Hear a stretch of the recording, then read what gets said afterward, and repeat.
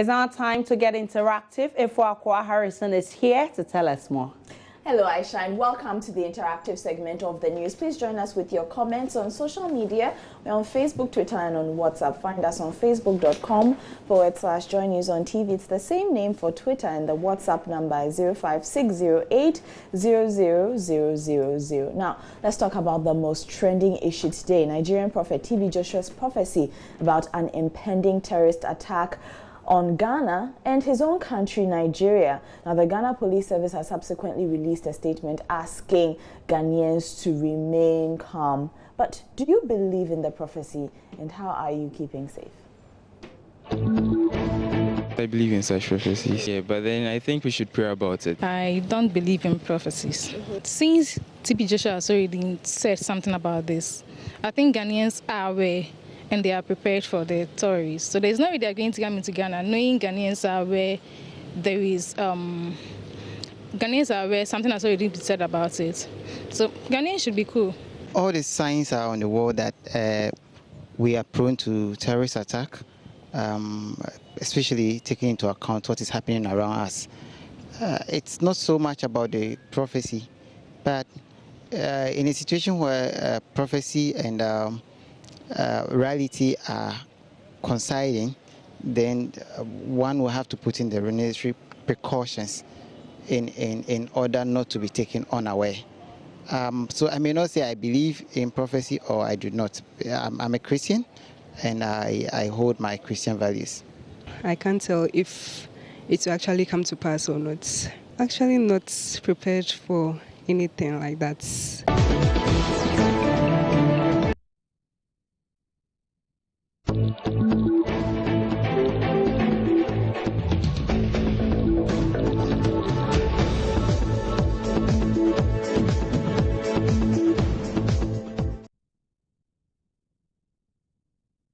So those were some of you on the streets telling us what you think about TB Joshua's prophecy about an impending terrorist attack either Thursday, Friday or Saturday. Aisha. If we're on Facebook, a lot of messages are coming, and I'll start with Nambi Patrick. He says TB Joshua has spoken and we thank him for his caution. However, we must all be vigilant to detect and report suspicious movements to the police and all security forces. KDM Bright says people should stop criticizing prophecy because we are being moved by prophecy these days. If you don't believe, don't say it, cause if it's the mouth which proclaim into salvation, remember it's the same mouth that speaks against the Holy Spirit, which will never be forgiven. Mahama Bakojo says he can tell that terrorists will be attacking Ghana soon, but he could not see his building collapsing and killing people before it happened. Ah, well, none of my business though. Well, Steve Sykes says, I think it's time every individual Ghanaian paid attention to his or her own security and be alert. Trust me, these terrorists are more powerful than we think. The security services should act and stop playing around words. Leonard Grant says, 2016 and people still believe in prophecies from a man? Mental slavery. Any civilized country, he will be arrested and charged with terrorist threats. Doug Kwame says, Mr. IGP, you just caution us on Awudome Road, graphic road of burglars. We take things into our hand. And Abdul Nasser Garba says, look at the liar. What are you trying to say? Well, I don't think I can read this. Eli Nipa says, Ghana police, they funny me. Even the whites couldn't. How much more you and your pistols? Just praying none happens. Now these one Ghana city police there. Nah. Oh man. That's Macwet. This is just a saying. Even countries that are stronger than Ghana in security have been attacked. We're just hoping and praying their minds of attacking Ghana dies. But the actual fact is that we can't stop them. God will stop them for us. Ibrahim Osman says, if anything, that man for be arrested. Ishmael Halil says, I don't trust a single police officer. It's time for us to get guns for our safety. All right. Really, you need to do it the right way. What are people saying on WhatsApp? WhatsApp, this one is from Smart Meshach in Jessica, who says, TB Joshua has said it all. All hands must be on deck for God's intervention. And then let's see what Alfred from Aboy is saying. He says, if the general society thinks the prophecy is for the church and its members, what does it mean? He can choose to obey or ignore. Our talkings should fit the positions we hold. Okay, not really trying to get what you are saying over there. And this one is from Alaji Mahama in Bogatanga. He says, if TB Joshua can prophesy terror attacks on Ghana, then he should have found solutions to it. And this one is from, okay, this one is talking about the 10-year-old boy. And this one says, how I miss you, Aisha. You are welcome. And this one is from Captain from Huawei. And those are some of your comments coming through on WhatsApp. Now, let's take you to the Volta region, where a 10-year-old in a spate of violence shot dead his 13-year-old friend. Now, according to the report, which is on myjoyonline.com, the two boys were watching television, I'm guessing in the 13-year-old's house, when the 13-year-old went out to look for a mango that had fallen from the tree. Then the 10-year-old comes out with a gun and points it at his 13-year-old friend, pulling the trigger. And this happened in Likpe, Kukrantumi, near Hohoe. Now, what could have caused such a violent outburst, and where does one begin to lay blame for something like this? We've been out there on the streets. For that guy to pull the trigger, I would say it's from, I think it will be some differences between them that will allow him to pull that trigger, because no one just stands up and then does anything. So do you think the movies children watch influence their lives in any way? Yeah, they do. Both positive and negative. I think he should be held responsible and not the child, because if he had locked the room, I don't think the child could have got access to the gun to even use it in the first place. Depends on the type of movie you are watching. Even some of the movies, they even tell us that from 18 years going, that is when that you can. But you see children who are less. Example is pornography movies. I am wondering how the child was able to know how to use the gun. That is the first place. And where the father also placed the gun. Somehow the child has a knowledge of how or where the father positions the gun in the room. Or probably the father has introduced the child to the usage of the gun, that in case anything should happen. Or the child was just experimenting. Sure, they do have influence on their lives. How? Because you see, sometimes, even with our local movies, in situations where we have robbery cases or certain scenes that involve the usage of the guns, we see them triggering how the gun so that they can use it. So I think it's one of the means that these children pick up some of those ideas. Well, to me, I think it's not something that is very strange to me. Because for him to go straight for the gun and pull the trigger, that means he knew exactly where the gun was. We should be very careful what we expose the kids into. Because kids learn so much from what they see, what they hear. So if he's seeing these kind of movies, or maybe apparently he watches the movie with the dad. So, they just want to try it. So if he tries it on the boy, it's very sad anyway, but I think the parents should be very careful how they expose these whole things to the kids. So those are some comments from the streets, and Aisha was asking me some questions. Get something straight. I was thinking that the parents of this little one is the one who will face the rigors of the law, because they have shirked their responsibility of taking care of the boy. But you are just telling me that the gun was in the one who was shot? It was in his home? Yes, it was in his home. So his father owns, the 13-year-old boy's father owns the gun. So how did the 10-year-old boy get this gun? I don't know how the gun was being kept. Those details have not been shared with us. So we have no idea how that gun was being kept for the 10-year-old to have access to it. It is really sad. Really sad. What are people saying on Facebook? Yeah, on Facebook, they're equally sad as we are here.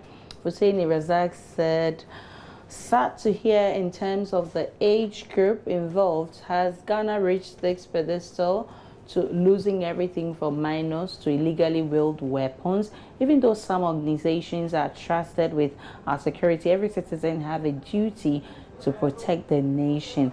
Tourists are lurking the whole globe to get a chance to attack countries. Blame games can solve the issue now. So let's drop that and think forward. Prince Nuruddin Baumia says, in the first place, how did the 10-year-old boy get access to gun? The devil is a liar, and I think that boy might seek psychological attention or prayers from Obinim. May God have mercy on us. Destiny Nkrabia says, in the first place, how and where the 10 years get the gun from? If he did get the gun from his parents' home, well, we're told he got the gun from the one he shot, the home of the one he shot. So Michael Agodu says, sometimes they may blame the parents, but it is not the parents' fault, because I don't think any parent can ask a 10-year-old child to take a gun and kill his friend. But how is negligence. This gun being kept? This is negligence from the part of the parents, and the law can take them on. Osman Kamara says, this is ridiculous. How did the boy get access to the gun? The parents should really face the law. How can you keep an unlocked gun with a bullet in it? And Adamuzo, how can you put a gun to the rich I think what you're trying to say, to the rich of a child. Even there are some medicines which has a label, keep out of the reach of children. So it is the father's fault. So that's Bernard Amuzu. On WhatsApp, Destiny Komla from Abidjan says, how should the law deal with this small boy? And this is a question he is asking. Martina says, this is strange. I guess he hid it himself. Parents should take note of some kinds of movies that their children watch. How was the gun kept? God have mercy. Yeah. So this is a message coming in from Martina. This one says, I think, okay, I lost that message. I think the movies children watch play a role here. The child was experimenting. Sad. And this one is from Nanaguchi DDB in Tamale. This one says, it's very strange for a 10-year-old boy to do that. That's what they watch on TV stations. Okay, you didn't add your name or location. And this one is saying that children are being trained indirectly in our homes. We expose these young ones to war films. We need to amend our ways. This one is from Felix Abugre. And then I'll take one final message, but you're talking about TB Joshua, and we've sort of moved on from that issue, Elvis. So those are your comments coming through on WhatsApp. Now we'll switch it up with some light news from Mexico after the break.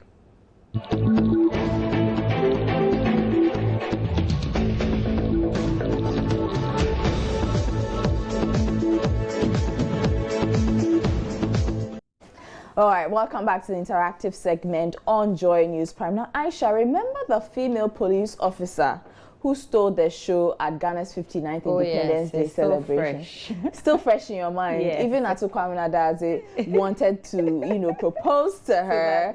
Yeah, he was seriously looking for this lady, okay? So that's an attractive police lady, okay? Well, in Mexico, the requirement for some female police officers is just to be attractive.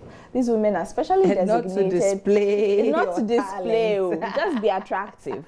Okay, and they are specially designated tourism police. So these women will be interacting with tourists who come into the country. And we have the story on myjoyonline.com, but here's how people have been reacting to the story on the streets. The truth of the matter is that it's not only police women. Generally, everybody must dress nicely to attract a fellow human being. I mean, you don't have to say because you are a policewoman, you look very queer and that sort of thing. It's not fair. I think God wants beautiful things. At least you must appear nice, neat, and that sort of thing. So that one is not overstretched. I think dressing to attract people is not necessary. You're a policeman, policewoman. That is why you have been given a uniform. If they realize the uniform is too big on you and doesn't make you attractive, they should rather tighten it up to make it a little bit cuter. In that case, when you go out, you still look fresh in it and you still look attractive. So I think those are the things you should push in measures, but not to redress to attract people. It's not necessary. Beauty, they say, it comes within you, not the physical thing. Yeah, so I might go to that tourist side and I'll see somebody, the way you behave towards the person alone can let the person come back again, but not necessarily your hips that is going to attract the person back. It's not necessary. As far as I'm concerned, it depends on your capability, your strength, your physique. It doesn't necessarily have to be your how you look attractive or something. You know, as far as I'm concerned, I think they have some prior motive behind, you know, in terms of, I mean, what they will get in return. You know, favors here and there. I think sexual favors. So some very interesting reactions from the streets, and of course we posted the story up on Facebook. Those are the women posing over there. Posing. And the headline is female police officers in Mexico forced to undergo attractiveness test or inspection. So the story reads, female police officers in the Mexican city of Querétaro have filed complaints that male commanders subjected them to attractiveness inspections as part of requirements to become police. And what are people saying? And on Facebook, let me read some of the messages. Chef Mano says, what a wow. They say sex sells and they look nice. Anyway, Ghana female police on my mind. And then Soma Mahamadu Badumsugri says, I hope they will concentrate on their work. Ishmael Halil says, I wish something like that happens in Ghana. What are you insinuating? That the police women do what? That there would be an attractiveness requirement. No. We are okay with them like that. Look at this WhatsApp comment. This one is from William Isutu. He says, are they dressing to attract armed robbers or what? And then this one says, is it only police women? Uniform is uniform. Beauty comes from within, not outside appearances. Definitely. It is not necessary. This one is from Martina. Good evening, Martina. And what is going on WhatsApp? On Facebook, Twitter. Okay, let's see Twitter. On Twitter, this man, Shiftman Osei again, tweets, TB Joshua should be careful because our NBI is capable of effecting unusual arrests. No evil plot to shed blood will prosper. So those are the tweets that you've sent in so far. I think there's another notification on top of Shiftman's. Okay, but time is up, and that is all we have time for on the interactive segment of the news. Thank you so much for your company. As always, my name is Ifwa Akwa Harrison. Have a good evening.